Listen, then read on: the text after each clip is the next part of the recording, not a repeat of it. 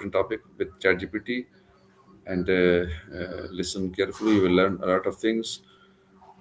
In recent years, the concept of digital nomadism has gained significant attention, especially with the rise of remote work and global connectivity. A digital nomad is someone who leverages technology to work remotely while traveling and living in different locations around the world.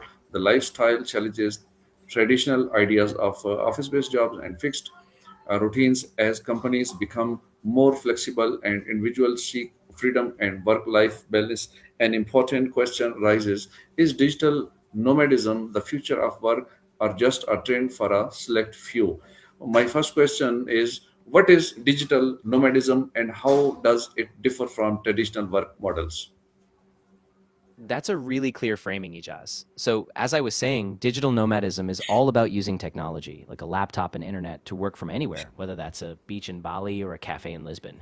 Traditional work, on the other hand, is usually tied to a specific office, set hours, and a fixed location. So, the big difference is that digital nomads aren't bound by geography. They have a lot more freedom to explore, while traditional work often means a steady 9 to 5 in one place. Okay. My next question is: what factors have contributed to the rise of digital nomadism in recent years? That's a great follow up. So, a few key factors have really driven this rise.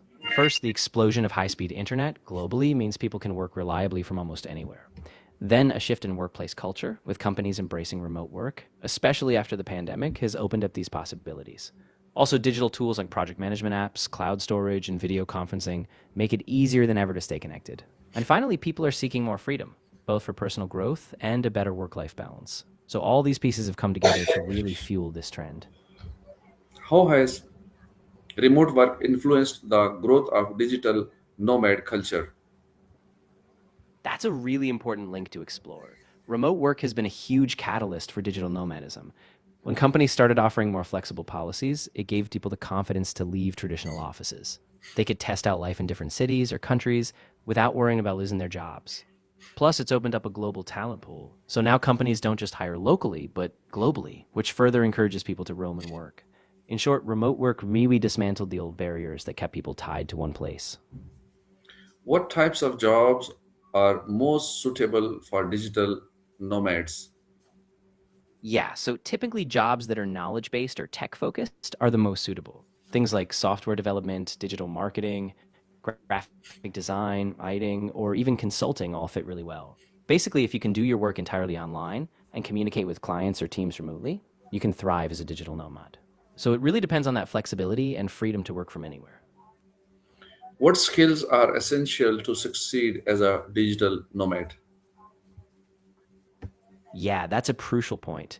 So, first off, strong digital literacy is key. You need to be comfortable with online tools, cloud services, and remote collaboration platforms. Time management is huge. You have to self motivate and set your own schedule.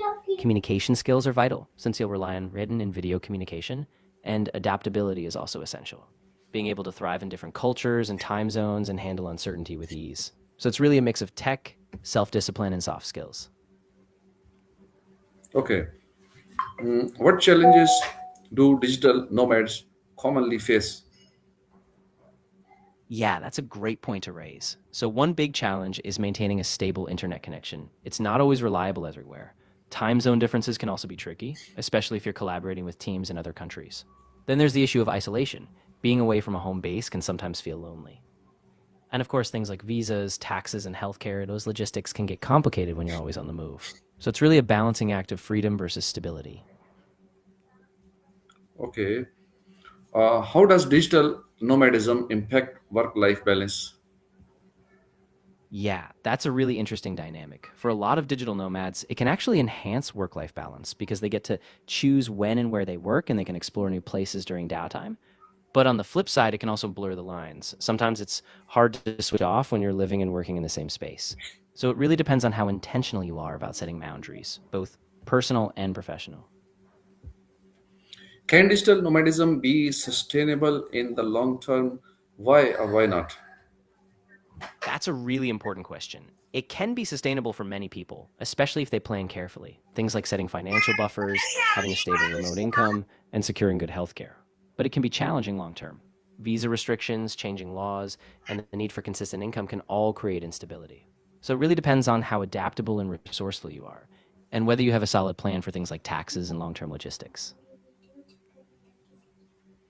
Okay, how do different countries support or restrict digital nomads? That is, visas, taxes.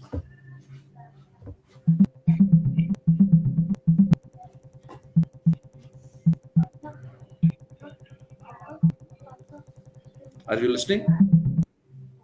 Yes, absolutely. Some countries have really embraced digital nomads. Places like Portugal, Estonia, and Barbados have special digital nomad visas that make it easier to live and work there. On the other hand, some countries put restrictions. Either you can't stay long term, or they have complicated tax rules if you're earning from there.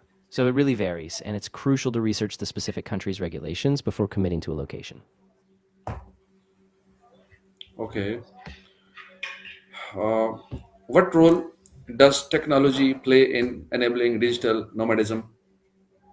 Oh, technology is really at the heart of it.